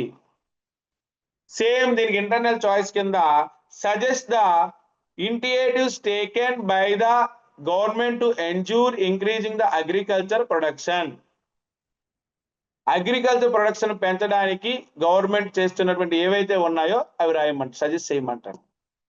అంటే ప్రభుత్వ పథకాలన్నీ కూడా మనం రాయొచ్చు. ఇది డౌట్లు వచ్చేటప్పుడు, టాపిక్ వచ్చేటప్పుడు చెప్పడం మంచిది. ఓన్లీ ఎగ్జామ్ పేపర్ మాత్రమే ఎక్స్ప్లెయిన్ చేయడానికి నేను ఉపయోగిస్తాను ఈ సమయాన్ని.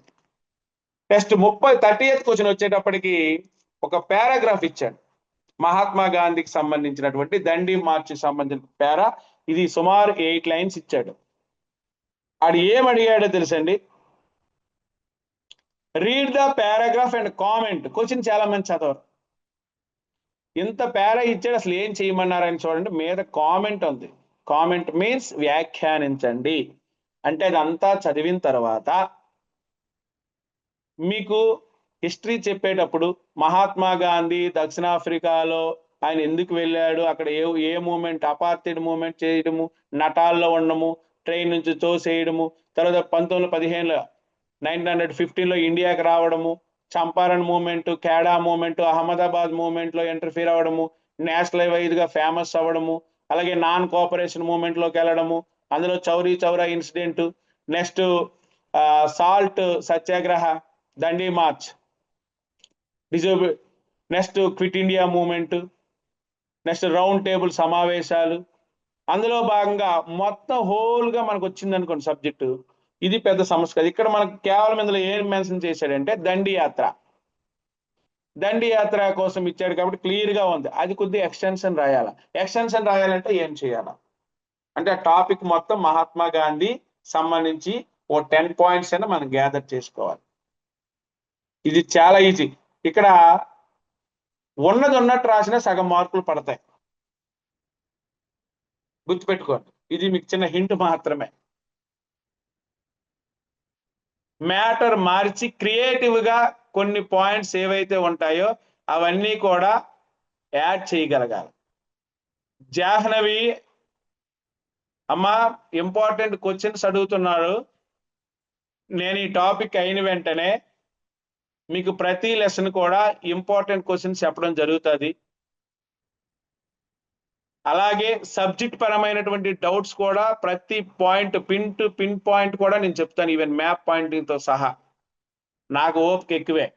మీకు ఎప్పుడు అవకాశం ఉన్నా నాకు కాల్ చేయొచ్చు, లేదా సార్ కాల్ చేసినా, సార్ ద్వారా అయినా సరే ఆయనకు మెసేజ్ పెట్టండి. ఆ మెసేజ్ నాకు ఆ సార్ పెడతారు, దానికి క్లియర్ ఎక్స్ప్లెయిన్ చేసి పెట్టడం జరుగుతుంది, మీరు ఈజీగా అర్థమవుతుంది. మరి అంతకు మించి మరి ఆన్లైన్లో మరి చేయడానికి అయితే ఏం లేదు. ఓకే, నెక్స్ట్ ఒక పారా ఇచ్చాడు, దాన్ని కామెంట్ చేయమన్నాడు. సేమ్ సెకండ్ క్వశ్చన్ పారా ఇవ్వాల, ఏమి ఇచ్చాడు, కొటేషన్ ఇచ్చాడు. Print culture assisted the growth of nationalism in India, comment. అంటే ప్రింట్ కల్చర్ కి సంబంధించి ఇండియాకి సంబంధించినటువంటి రిలేటెడ్ గా టాపిక్ అంతా చదివితే తప్ప మనకి ఇది అర్థం కాదు. ప్రింట్ కల్చర్ లో ఇండియాకి సంబంధించిన మ్యాటర్ మాత్రమే ఉంది. ఇంటర్నేషనల్ జపాన్ ఉంది, జర్మనీ, ఇవన్నీ ఉన్నాయి, అవేమి చదవక్కర్లేదు, గుర్తుపెట్టుకోండి. అంటే డిలీటెడ్ టాపిక్స్ ఉన్నాయి అందులో ఈ లెసన్ నుంచే. నెక్స్ట్ 31వ క్వశ్చన్. ఇందులో వచ్చేటప్పటికి what are the different forms of power sharing in modern democracies, give an example for each of them. చాలా ఈజీ లెసన్, చాలా ఈజీ క్వశ్చన్ కూడా ఇది. అందుకే ముందాక చెప్పాను, జాగ్రఫీ, హిస్టరీ, ఎకానమీ, పాలిటీ, వీటికి 4 హిస్టరీ తప్ప మిగతావన్నీ కూడా మేడ్ ఈజీ. అన్ని సబ్జెక్టులని కష్టంగా భావించకండి. హిస్టరీ మాత్రమే సబ్జెక్ట్, అది కూడా 2 టాపిక్లు మాత్రమే కష్టమైనటువంటివి. ఎందుకంటే వరల్డ్ హిస్టరీ ఉంది. వరల్డ్ హిస్టరీ కూడా ఈవెన్ టీచర్స్ కూడా అర్థం కానటువంటి టెర్మినాలజీ, కొన్ని కొత్త కొత్త టాపిక్స్ అందులో యాడ్ చేయడం వల్ల ఇబ్బందికరమైన వాస్తవమే. ఆ టాపిక్స్ తీయమని కూడా మొన్న చెప్పడం జరిగింది. నాకు తెలిసి తీసే అవకాశం ఉంది. తర్వాత విషయం, ఇందులోకి వచ్చేటప్పటికి 2 ప్రశ్నలు చూడండి ఎలా వస్తాయి. What are the different forms of power sharing in modern democracies, give an example for each of them. మనకి వెర్టికల్, హారిజెంటల్ 2 ఉన్నాయి. Power sharing, the types of power sharing are 2 types: vertical, horizontal. Vertical means local government, state government, central government. మళ్ళీ దానికి explanation. Horizontal means executive, judiciary, next శాసన నిర్మాణ శాఖ. Next ఇందులో ఇంకో question చూడండి. Suggest some reforms to strengthen party so that perform there functions well. మనకి రాజకీయ పార్టీలకు సంబంధించి వాళ్ళ పెర్ఫార్మెన్స్ సంబంధించి కొన్ని సలహాలు, సూచనలు.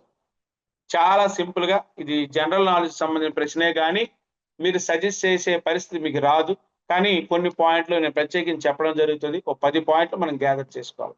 నెక్స్ట్ 32లో ఉన్నటువంటి క్వశ్చన్స్ వచ్చేటప్పటికి ఒక టేబుల్ ఇవ్వడం జరిగింది.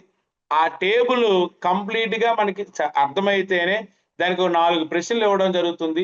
ఆ 4 ప్రశ్నలకి ఒక్కొక్క ప్రశ్నకి 2 మార్కులు. చాలా ఈజీది. ఆ టేబుల్లోనే ఆన్సర్లు 2 క్వశ్చన్లకు దొరుకుతాయి, రెండింటికి మాత్రం దొరకవు ఆ టేబుల్లో. ఇది ఇన్ఫర్మేషన్ స్కిల్స్ లో భాగం అన్నమాట ఇది. నెక్స్ట్ ఇందులోనే ఇంటర్నల్ చాయిస్ కింద ఇంకో క్వశ్చన్ ఇచ్చాడు. ఏంటది? Basing on given picture observe source of credit of rural house holds in India, right your opinion. ఇక్కడ పై చార్ట్ ఇవ్వడం జరిగింది, దానికి షేరింగ్ ఇవ్వడం జరిగింది, దాని మీద కామెంట్ చేయమన్నాడు. ఇది 8 మార్క్స్ ఇవ్వడం జరిగింది. నెక్స్ట్ 33వ ప్రశ్న వచ్చేటప్పటికి మ్యాప్ పాయింటింగ్. ఇందులో ఇండియా మ్యాప్ అలాగే వరల్డ్ మ్యాప్ అనే 2 రకాలుగా ఇవ్వడం జరిగింది. అన్నిటికన్నా ఈజీ అంటే మ్యాప్ పాయింటింగ్. అలాగే బాగా తెలివైన పిల్లలు ఖచ్చితంగా తప్పు చేసే ఎక్కడైనా ఉందంటే మ్యాప్ పాయింటింగ్ లోనే. చాలా మంది ఇందులో కొన్ని టాపిక్లు ఉంటాయి, ఇండియా మ్యాప్ కానీ వరల్డ్ మ్యాప్ కానీ. వాళ్ళు ఏం చేస్తుంటారంటే పిల్లలు పాపం తెలియక, ఫర్ ఎగ్జాంపుల్ ఎవరెస్ట్ పీక్ అని ఉందనుకోండి, ఎవరెస్ట్ పీక్ అని ఊహకు అందినటువంటి ప్లేస్లో ఎవరెస్ట్ అని రాసేస్తారు. కానీ కరెక్ట్ పాయింట్ ఎక్కడైతే ఎవరెస్ట్ ఉందో అక్కడ పీక్ కాబట్టి ఒక ట్రయాంగిల్ వేయాలి, గుర్తుపెట్టుకోండి. ట్రయాంగిల్ వేసి అక్కడ నుంచి చిన్న గీత గీసి ఎవరెస్ట్ అని రాయాలి. అప్పుడు మాత్రమే మీకు దీనికి 2 మార్క్స్ స్కోర్ వస్తుంది, గుర్తుపెట్టుకోండి. లేకపోతే మార్కులు రావు.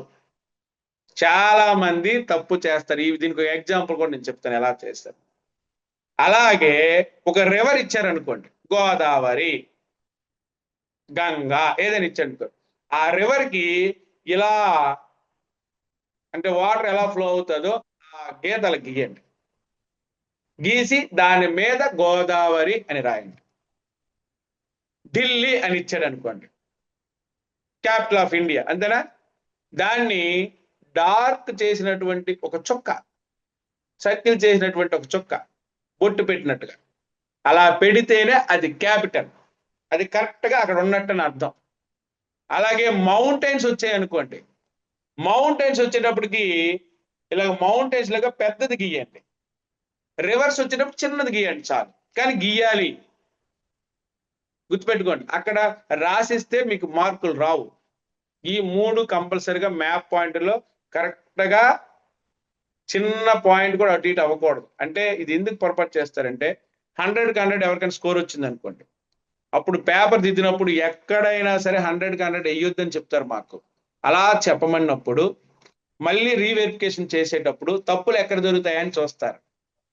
అప్పుడు ఎక్కడ దొరికిపోతారు? మ్యాప్ పాయింటింగ్ లోనా, ఇన్ఫర్మేషన్ స్కిల్స్ లోనా, అలాగే 1 మార్క్ క్వశ్చన్స్ లోనా ఎక్కువగా తప్పులు దొరికే అవకాశం ఉంది.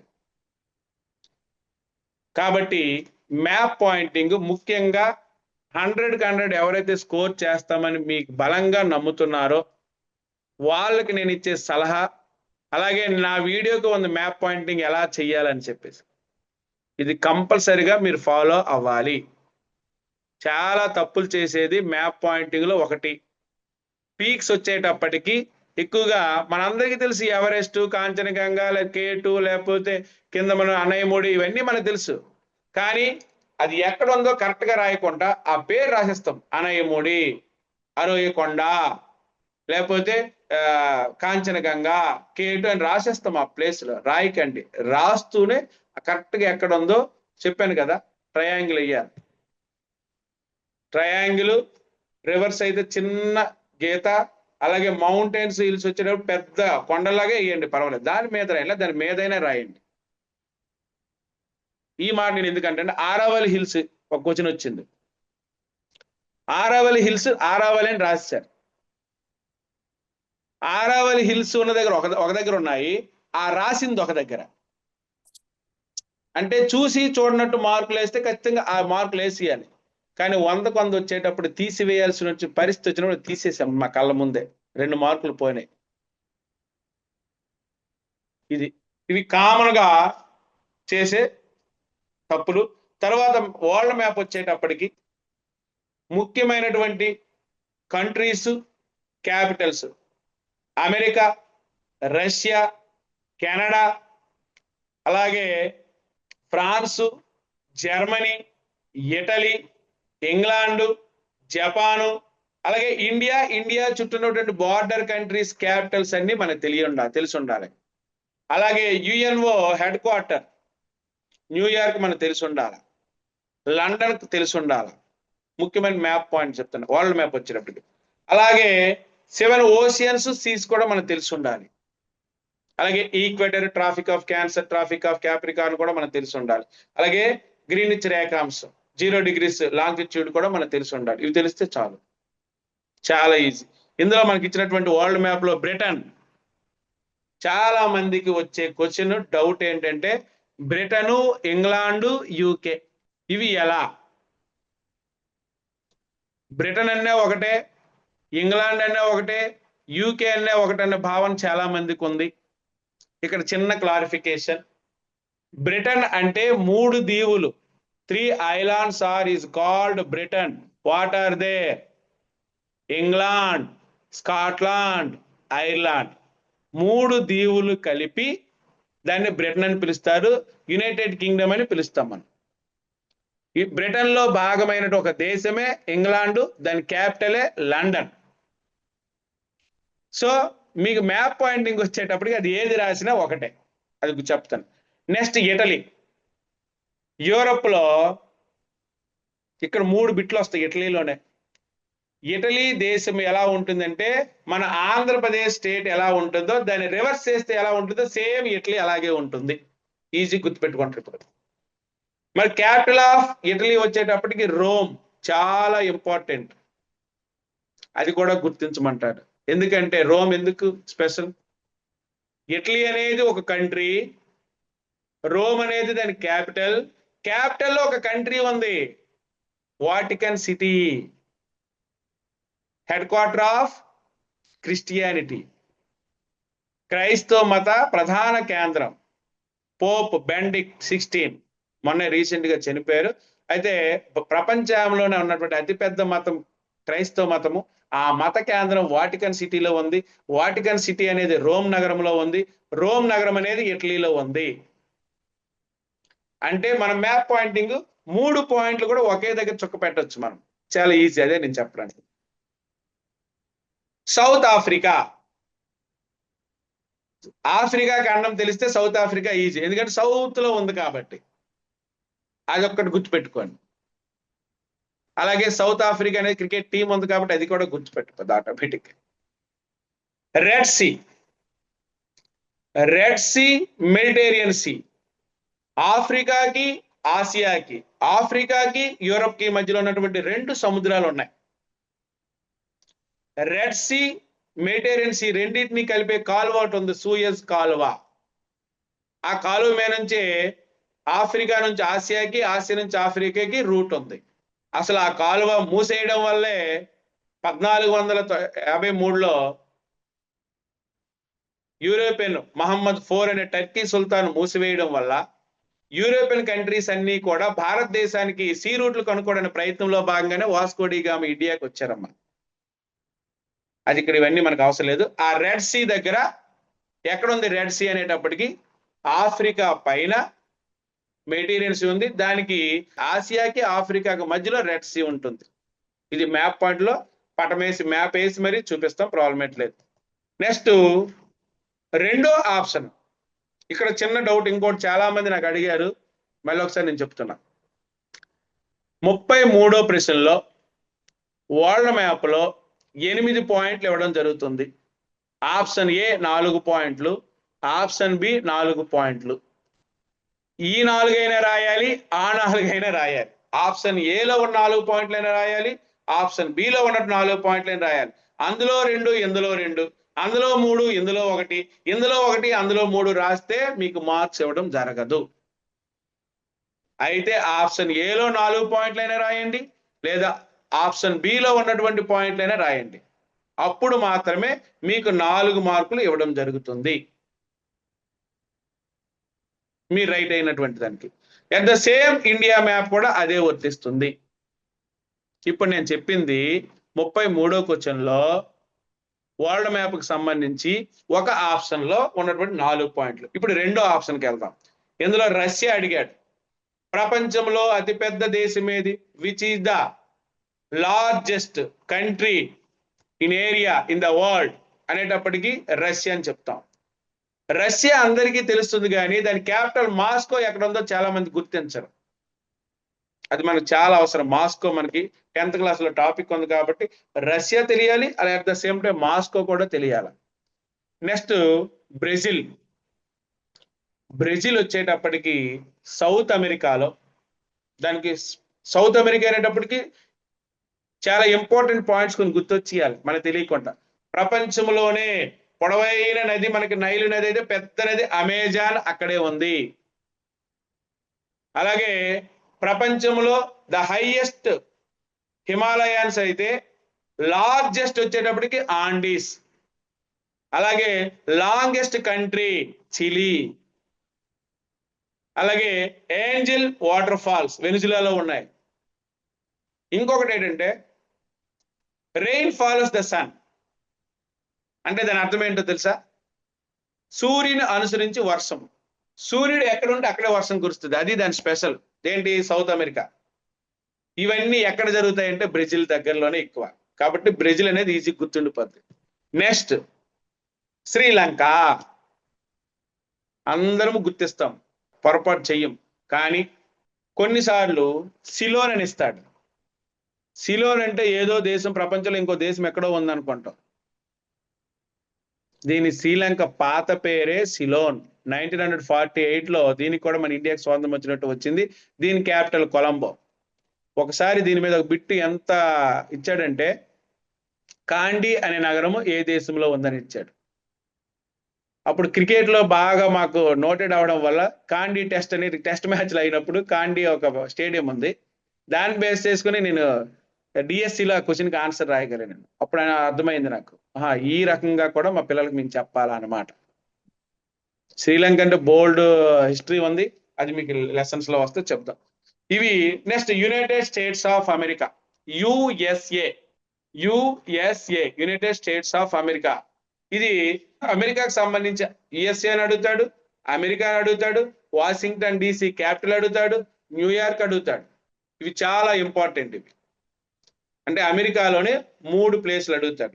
ఇది వరల్డ్ మ్యాప్కి సంబంధించి.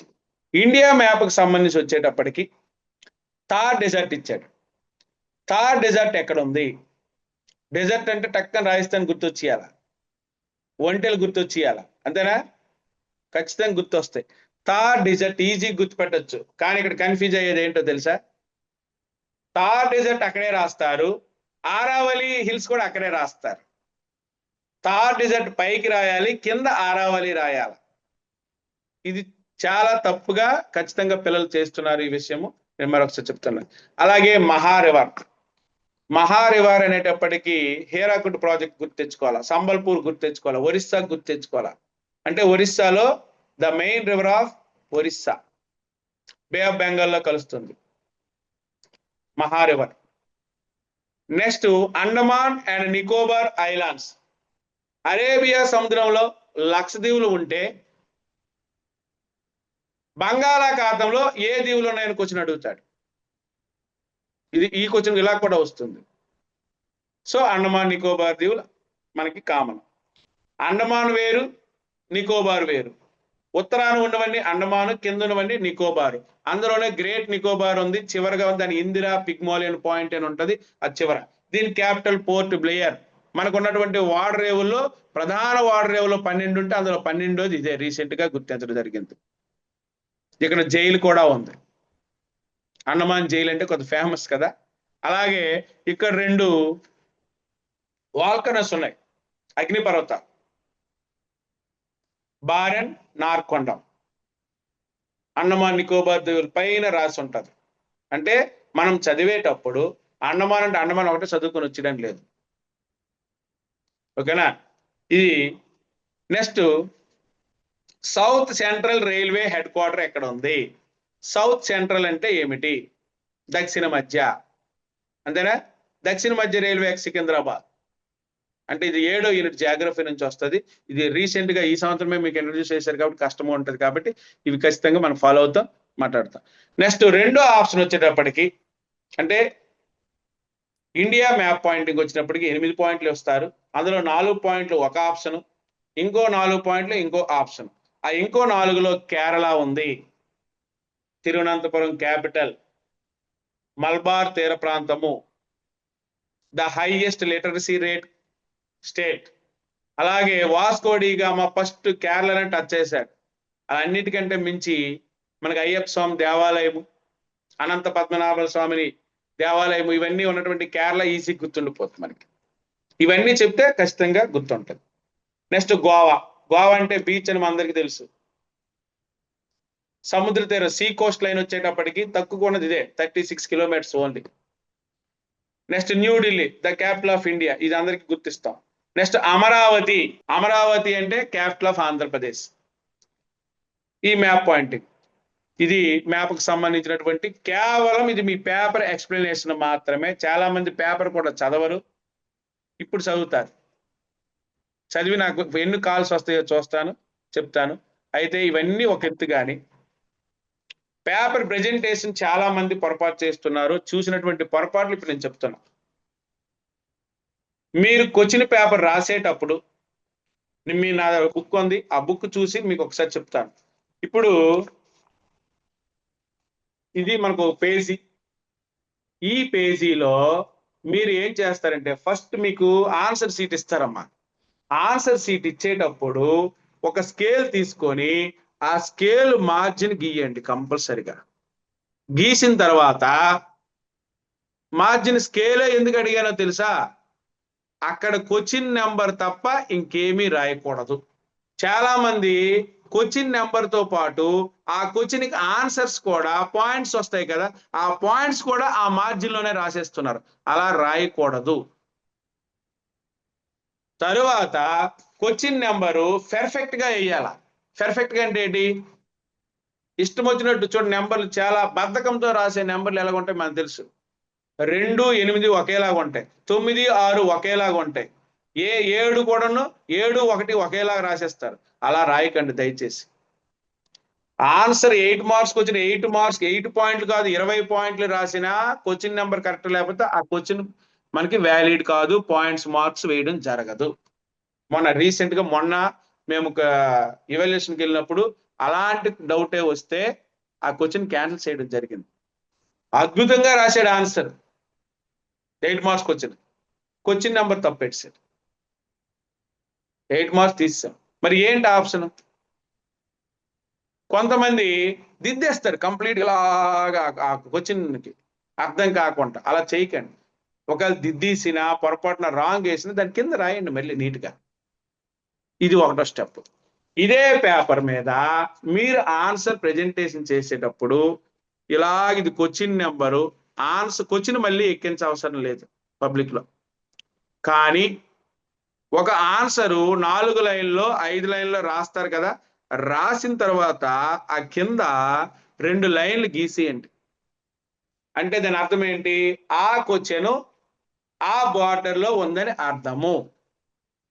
అప్పుడు మార్కులు వేయడానికి ఎవరైతే పేపర్లు దిద్దడానికి వెళ్తామో మేమందరం కూడాను చూడడానికి చూడముచ్చటగా ఉంటాయి. ఎన్ని మార్కులు ఖచ్చితంగా వేస్తాము. అలా ప్రతి క్వశ్చన్ కూడా క్వశ్చన్కి ఆన్సర్ రాసిన తర్వాత 2 లైన్లు కింద గీసేయండి. అంటే ఒక సర్కిల్లో ఒకటి ఉన్నట్లు. ఇది ఖచ్చితంగా ఫాలో అవ్వండి. అలా చేయగలిగితే ఒకటి క్వశ్చన్ నెంబర్ తప్పు రాయకూడదు, మార్జిన్ గీయాలా, ప్రతి క్వశ్చన్కి ఆన్సర్ వచ్చేటప్పటికి రాసిన తర్వాత 2 గీతల కింద గీయగలిగితే ఆ ఏ క్వశ్చన్కి ఏ ఆన్సర్ ఉందో స్పష్టంగా మాకు అర్థమవుతుంది. తర్వాత క్వశ్చన్కి ఆన్సర్ రాసేటప్పుడు కూడాను పాయింట్కి గ్యాప్ ఇచ్చి రాయండి. ఎందుకంటే మీకు చాలా 36 పేజీలు బుక్లెట్ ఇస్తారు, అది మిగిలిపోతుంది. కాకపోతే ఇంకో బుక్లెట్ అని అడిగి ఇస్తారు. ఇరికించకండి, దగ్గర అక్షరాలు రాయకండి, అర్థమయ్యి అర్థం కానట్టు రాయకండి. ముఖ్యంగా చదవడం రాని పిల్లలు, పాస్ గ్యారంటీ పిల్లల కోసం కంటే నేను బాగా తెలివైన పిల్లలు చేసే తప్పులే నేను చెప్తాను ఈరోజు అయితే. తర్వాత లేనిపోయినటువంటి పదాలు రాయడము, దానికి అలాంటివే రాయక 2 మార్కులు పోతాయి. అవి ఇప్పుడు నేను మాట్లాడను, మీకు నెగిటివ్ అవుతుంది కాబట్టి. ఇది విషయం. ఇప్పుడు మీ దగ్గర కంపల్సరిగా టెక్స్ట్ బుక్ ఉండాలి. రాయల్ అట్లాస్ కానీ ఇంకేదైనా ఇంగ్లీష్ మీడియం అట్లాస్ తీసుకోండి. రెండోది, గవర్నమెంట్ ఏదైతే బ్లూ ప్రింట్ ఇచ్చిందో ఆ బ్లూ ప్రింట్ ప్రకారమే మీరు చదవాలి. ఆ బ్లూ ప్రింట్ ప్రకారమే మనకు వచ్చిన ఆన్సర్లు ఇస్తున్నారు. ఇప్పుడు నేను చెప్పినటువంటి ముందు బ్లూ ప్రింట్ గవర్నమెంట్ విడిచిపెట్టిందే. ఇప్పుడు నేను చెప్పిన మోడల్ పేపర్ మాత్రం ప్రైవేట్ మోడల్ పేపర్. ఎస్సీఆర్టీ ఇచ్చిన బ్లూ ప్రింట్ ప్రకారము మెటీరియల్ జిరాక్స్ తీసుకుని ఉంచుకొని అదే చదవండి. ఇక్కడ కన్ఫ్యూజ్ చాలా మంది ఏమవుతుందో తెలుసా? ఒకవైపు గైడ్, ఒకవైపు టెక్స్ట్ బుక్, ఒకవైపు మెటీరియల్, ఒకవైపు రాసి నోట్స్, ఈ 4 చదివి చివరికి ఏమీ రాయకుండా పోతారు. ముందుగా మీకు ఒకటే చెప్తాను, టెక్స్ట్ బుక్కే మనకు తల్లితో సమానం. టెక్స్ట్ బుక్నే ఫాలో అవ్వండి. రెండోది, ఎస్సీఆర్టీ వారు ఇచ్చినటువంటి గైడ్ లైన్స్ ప్రకారం ఇచ్చిన బ్లూ ప్రింట్ ఏదైతే ఉందో దాంట్లో ఉన్న క్వశ్చన్ ఆన్సర్లే చదవండి. అవి చదవగలిగితే అందులో నుంచి తప్ప వేరే క్వశ్చన్ రాదు.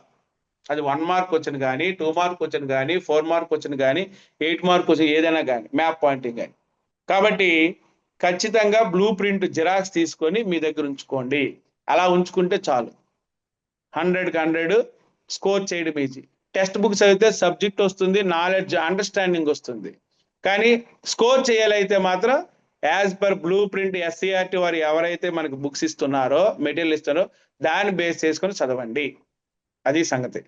ఇంకా ఇప్పుడు నేను ఈరోజు చెప్పింది ఓన్లీ బ్లూ ప్రింట్, ఒక మోడల్ పేపరు, ఏ ప్రశ్న ఎలా వస్తుందని మాత్రం. మీకు ఏ డౌట్ నేను క్లారిఫై చేయలేదు, నేను సబ్జెక్ట్ వైపు ముందు వెళ్ళలేదు. నేను ఇంకా మీకు డౌట్స్ ఉంటే ఈ బ్లూ ప్రింట్ ఇప్పుడు నేను చెప్పిన క్వశ్చన్స్ మీద కానీ బ్లూ ప్రింట్ ప్రకారం ఏమైనా డౌట్లు ఉంటే నాకు మెసేజ్ రూపంలో కానీ కాల్ రూపంలో చేస్తే ఖచ్చితంగా చెప్తాను సార్.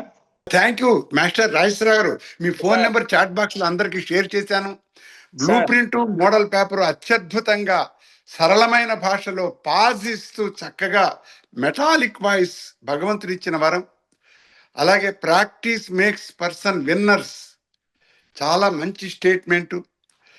చాలా ఇంపార్టెంట్, క్వశ్చన్ని మినిమం 3 తడవలు చదవాలి. వర్డ్ బై వర్డ్ కాదు, లెటర్ బై లెటర్.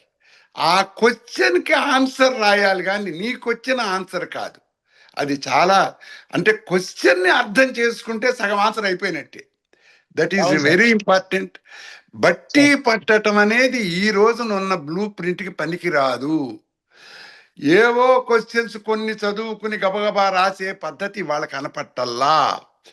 మనం అర్థం చేసుకు తీరాలి.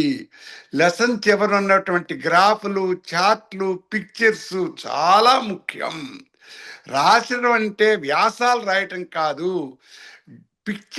పిక్చరైజేషన్ వల్ల దిద్దే ఆయన అట్రాక్ట్ అవుతాడు మస్తు మార్కులు వేయటానికి. ఇదంతా చూస్తే అసలు ప్రతి వ్యక్తికి కూడా సోషల్ స్టడీస్ చాలా అవసరము. కౌన్ బనేగా కరోడ్పతి వీలున్నంత వరకు చూడండి. అది చూస్తే ఎంతంత ప్రజలు గొప్పవాళ్ళు అయిపోతున్నారో, ఎంతంత ఆన్సర్లు చెప్తున్నారో. చివరి మాట, ఇదంతా ఇంగ్లీష్ మీడియంలో రాయాలి. ఇంగ్లీష్ మీడియంలో రాయటం చాలా కష్టం. కానీ ఇక్కడున్న ప్రియమైన స్టూడెంట్స్కి చెప్పేది, ఇంగ్లీష్ లాంగ్వేజ్ చూడరు సోషల్ స్టడీస్లో. ఇంగ్లీషు ఇష్టం వచ్చినట్టు రాసేయండి. మీ యొక్క గ్రామటికల్ మిస్టేక్స్ని పట్టుకోవటానికి సోషల్ టీచర్స్ లేరు ఇక్కడ. మీరు ఇచ్చిన భావం వాళ్ళు చూస్తారు. కాబట్టి ఉత్సాహంగా రాయండి, హుషారుగా